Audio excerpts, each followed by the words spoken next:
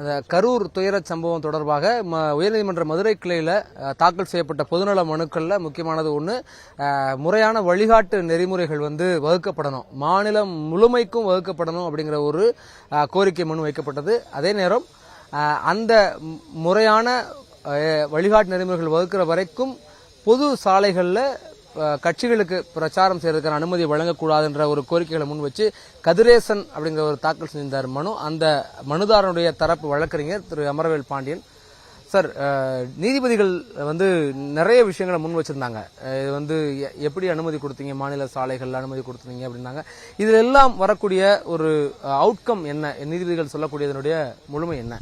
நம்ம தரப்பு வாதமா முக்கியமா எடுத்து வச்சது, அந்தந்த மாவட்டங்கள்ல அவங்கவுங்க பெர்மிஷன் கேட்டு போறப்ப அந்தந்த டிஸ்ட்ரிக்ட் அட்மினிஸ்ட்ரேஷன் தான் இஷ்யூ பண்றாங்க. அந்த மாவட்டத்துக்கான உரிய நடவடிக்கைகள் என்ன வேணும், பிரிகாஷன்ஸ் என்ன வேணும்ன்றது அந்தந்த இண்டிபெண்டன்ட் அட்மினிஸ்ட்ரேஷன் டிசைட் பண்றாங்க. நம்மளுடைய மெயின் பிரேயர் என்னன்னா, தமிழ்நாடு முழுவதும் ஒரு ஸ்டாண்டர்ட் ஆபரேட்டிங் ப்ரொசீஜர்ஸ், போலீஸோடைய பிஎஸ்ஓஸ் இருக்கிற மாதிரி இதுக்கு இந்த மாதிரி கிரவுட் கேதரிங், மாஸ் கேதரிங் இருக்கும் இந்த மாதிரியான இடங்கள்ல அரசியல் கட்சி கூட்டங்களுக்கு, அது போக மற்ற எந்த கூட்டங்கள்னாலுமே எஸ்ஓபிஸ் இருக்கணும் அப்படின்ற நம்மளுடைய மெயின் பிரேயர். இது சம்பந்தமா நம்ம தரப்பு வாதம் என்ன வச்சோம் அப்படின்னா, national disaster management authority, national institute for disaster management, bureau for police research and development already விஞ்ஞான ரீதியா ஆராய்ச்சிகள்லாம் மேற்கொண்டு இந்த மாதிரியான மக்கள் பெருந்திரளா கூடுற இடங்கள்ல என்ன மாதிரியான எஸ்ஓபிஸ் ஃபாலோ பண்ணணும், என்ன மாதிரியான வழிமுறைகள் பின்பற்றணும் அப்படிங்கிறதுக்கு கொடுத்துருக்காங்க. பட் இது ஆன் பேப்பர் தான் இருக்கு. அதை லெட்டர் அண்ட் ஸ்பிரிட் இம்ப்ளிமெண்ட் பண்றது இல்ல. அதை அப்பப்போ ஒரு கண்டிஷனா இம்போஸ் பண்றாங்களே தவிர இது ஒரு ஸ்டாண்டர்ட் ஆபரேட்டிங் புரோட்டோகாலா இருக்கும் பட்சத்தில் இது மாதிரியான துர்ச்சம்பவங்கள் மேற்கொண்டு ஃபியூச்சர்ல நடக்காம பாத்துக்க முடியும் அப்படின்றது நம்மளுடைய மெயின் பிரேயர். இடைக்கால உத்தரவா நம்ம கேட்டிருந்தது என்னன்னா, இது மாதிரியான எஸ்ஓபிஸ் தமிழகம் முழுவதும் செயலுக்கு வரும் வரைக்கும் தாவேக்கா உட்பட அரசியல் கட்சிகள், எந்த ஒரு அரசியல் கட்சிக்குமே இது மாதிரியான ரோட் ஷோஸ், பொதுமக்கள் அதிகமாக கூடுகிற இடத்தில் கூட்ட நெரிசலுக்கு எங்கெல்லாம் வாய்ப்பு அதிகமா இருக்கோ அது மாதிரியான இடங்கள்ல நடத்தக்கூடாது, அனுமதி வழங்கக்கூடாது என்பது நம்மளுடைய இன்ஜெக்ஷன் ஆர்டர். அந்த இடைக்கால உத்தரவை நீதிபதிகள் ஏற்றுக்கொண்டு இன்ஜெக்ஷன் வழங்கியிருக்கிறாங்க. நம்மளுடைய முக்கியமான தரப்பு வாதமா நம்ம சொன்னது என்னன்னா, ஜல்லிக்கட்டு மாதிரியான ஈவெண்ட்டுக்கு பெர்மிஷன் வாங்குறதுக்கு group insurance scheme, indemnity bond, cautionary deposit இதெல்லாம் இருக்கும் பட்சத்துல தான் விழா ஆர்கனைஸ் பண்றவங்களுக்கு அனுமதி வழங்கப்படுகிறது. இது மாதிரியான அரசியல் கூட்டங்களுக்கும் இப்படி ஒரு காஷனரி டெபாசிட், இண்டெமினிட்டி பாண்ட் அவங்க இஷ்யூ பண்ணணும், குரூப் இன்சூரன்ஸ் ஸ்கீம் சப்ஸ்கிரைப் பண்ணணும் அப்படின்ற ஒரு ப்ரீ கண்டிஷன் இருந்துச்சு அப்படின்னா அவங்களும் ஸ்டேட் போலீஸோ இல்ல டிஸ்ட்ரிக்ட் அட்மினிஸ்ட்ரேஷனோ கொடுக்கிற விதிமுறைகளை தவறாம பின்பற்றுவாங்க அப்படிங்கிறது நம்மளுடைய தரப்பு வாதம். அதை அப்சர்வேஷன் எடுத்துக்கிட்டாங்க. அரசாங்கம் அதை பரிசீலிச்சு உரிய நடவடிக்கை எடுக்கலாம் அப்படின்றத சொல்லியிருக்காங்க. சார், இப்போ நீதிமன்றத்தில் வாதத்தை முன்வைக்கும் போது இந்த மாதிரி பொதுநல மனு போட்டதுக்காக ஒரு மிரட்டல் வந்தது. அது மிரட்டலுக்கு நீங்க போலீஸ் அணுகுங்க, காவல்துறை கம்ப்ளைண்ட், அது யாரு மிரட்டினா சார், என்ன இஷ்யூ? அது எதிர்பாராத விதமாக செவ்வாய்க்கிழமை அன்று நம்ம பொதுநல வழக்கு நம்ம தாக்கல் செய்யறோம். மதுரை பூதக்குடியை சேர்ந்த திரு கதிரேசன் என்பவர் மதுரை கிளையில வாக்கல் தாக்கல் செய்யறாரு. அவர் தரப்புல நான் தான் அப்பியர் ஆறேன்.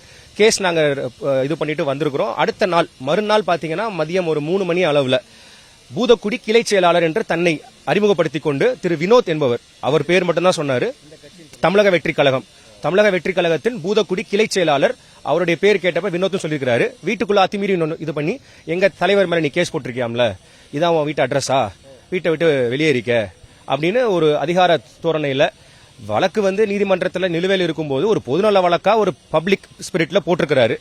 இந்த பர்டிகுலர் பெட்டிஷனர் பாத்தீங்கன்னா இதற்கு முன்னதாக ஸ்டெர்லைட் ஷூட்டிங் நடந்தது இல்ல, அதுல சிபிஐ என்கொயரி வேணும், சம்பந்தப்பட்ட போலீஸ் ஆபீசர்ஸ் மேல 302 மர்டர் கேஸ் ரெஜிஸ்டர் பண்ணணும் அப்படின்னு இதே மாதிரி ஒரு பிஐஎல் போட்டிருக்கிறார்.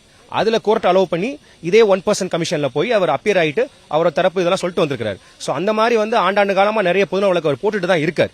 இந்த அச்சுறுத்தலுக்கு அவர் பயப்படல. ஆனாலும் அவர் கொஞ்சம் ரிமோட் பிளேஸ்ல தனியா இருக்கிறனால இப்படிலாம் அவங்க மிரட்டிட்டு போறதுனால நான் ஆன்லைன்ல ஒரு கம்ப்ளைண்ட் ரெஜிஸ்டர் பண்ணிருக்கிறோம். அது ஆன்லைன் கம்ப்ளைண்ட் ரெஜிஸ்டர் ஆயிருக்கு. அந்த கோர்ட்லயுமே அடிஷனல் அஃபிடவிட்டா தாக்கல் செஞ்சிருக்கிறோம். கம்ப்ளைண்ட் எங்க ஆன்லைன்ல எங்க நேரா டிஜிபி ஆன்லைன் போர்ட்டல்ல எஃப்ஐஆர் போட சொல்லி ரெஜிஸ்டர் பண்ணிருக்கிறோம். அவங்க இருக்கிற ஏரியா அலங்காநல்லூர் பிஎஸ் கீழ வருது. அதனால அவங்க உரிய நடவடிக்கை எடுப்பாங்க நம்ம நம்புறோம். இப்போ இவங்க மேல வேற ஏதாவது ஆக்ஷன் எடுக்க சொல்லி நீங்க ஏதாவது ரெக்வெஸ்ட் ஜட்ஜி கிட்ட வச்சிருக்கீங்களா, இல்ல என்ன? இல்ல, இது சம்பந்தமா இந்த மாதிரி அச்சுறுத்தல் இருக்குதுன்றது நம்ம அஃபிடவிட்டா நம்ம உள்ளுக்குள்ள சப்மிட் பண்ணிருக்கிறோம். அது சம்பந்தமா போலீஸ் என்னன்னு அந்த கம்ப்ளைண்ட் நீங்க போட்டுட்டீங்கல்ல, அந்த கம்ப்ளைண்ட் சம்பந்தமா போலீஸ் உரிய நடவடிக்கை எடுப்பாங்க அப்படின்றத மட்டும் நீதிபதிகள் சொன்னாங்க. இப்போ இந்த நீங்க இடையீட்டு மனு திரும்ப சென்னை உயர்நீதிமன்றத்துல திரும்ப ஜாயின் பண்ணிப்பீங்க அப்படிதானே? இன்ட்ரீட் பண்ணினா நீங்க என்ன ரெக்வெஸ்ட் ஒரே ஒரு 1-2 சொல்லுங்களேன். நேஷனல் டிசாஸ்டர் மேனேஜ்மெண்ட்ல என்ன இருக்கு, ஏதாச்சும் பிரதானமா 1-2 ஏதாவது ஒரு பாயிண்ட் சொல்லுங்க. நேஷனல் டிசாஸ்டர் மேனேஜ்மெண்ட் அத்தாரிட்டி அவங்க இஷ்யூ பண்ணிருக்கிற கைட்லைன்ஸ் பாத்தீங்கன்னா இது மாதிரியான மாஸ் கிரவுட் கேதரிங்ஸ்க்கு ஆர்கனைசர்ஸ் என்ன மாதிரியான பிரிகாஷன்ஸ் எடுக்கணும், ஸ்டேட் கவர்மெண்ட் போலீஸ் ஆபீஷியல்ஸ் என்ன மாதிரியான எடுக்கணும்ன்றத கான்டெக்ஸ்ட் வைஸ் கொடுத்துருக்காங்க. இதுக்கு முக்கியமா பாத்தீங்கன்னா ப்ரீ ஈவென்ட் அசஸ்மெண்ட்ன்றாங்க. ஒரு ஈவென்ட் நடக்க போகுது அப்படின்னா அந்த ஈவெண்ட்டுக்கு எத்தனை பேர் எக்ஸ்பெக்டட் கிரவுட், இப்போ இந்த கேஸ்ல பாத்தீங்கன்னா 10,000 பேர் வருவாங்கன்ற அசஸ்மெண்ட்டே தப்பு. ஆனா ஒரு ஸ்டாண்டர்ட் ஃபார்முலா இருக்கு. அந்த எஸ்ஓபிலே பாத்தீங்கன்னா அந்த national disaster management authority issue பண்ண கைட்லைன்ஸ்ல ஸ்டாட்டிஸ்டிக்கல் ஃபார்முலா கொடுத்துருக்காங்க. எக்ஸ்பெக்டட் கிரௌட வந்து எப்படி கால்குலேட் பண்ணணும், அது போக எப்படியான பஃபர் ஜோன்ஸ் வைக்கணும், இன்கிரஸ் எக்ரெஸ் பாயிண்ட்ஸ், உள்ள மக்கள் போறதுக்கும் வெளியில வரதுக்கும் எத்தனை எக்ஸிட் இருக்கணும், அந்த எக்ஸிட்ல என்னென்ன விஷயங்கள் வைக்கணும். சே ஃபார் எக்ஸாம்பிள் வந்து ஆம்புலன்ஸ் மட்டும் இருக்கிறது முக்கியம் கிடையாது, ட்ரியாஜ் பாயிண்ட்ஸ் இருக்கணும். ட்ரியாஜ் பாயிண்ட்ஸ்னா ஆம்புலன்ஸ்க்காக வெயிட் பண்றதுக்கு முன்னாடியே அங்க சிபிஆர் கொடுக்கறதுக்கு ஸ்ட்ரெச்சர்ஸ் வச்சு இமீடியட்டா ஏதாவது மூச்சு திணறல் ஏற்படும் பட்சத்துல ஆக்சிஜன் கொடுக்கறதுக்கான வழிமுறைகள்லாம் வைக்கணும் அப்படின்றது அந்த அத்தாரிட்டியோட கைட்லைன்ஸ்ல கொடுக்கப்பட்டிருக்கு.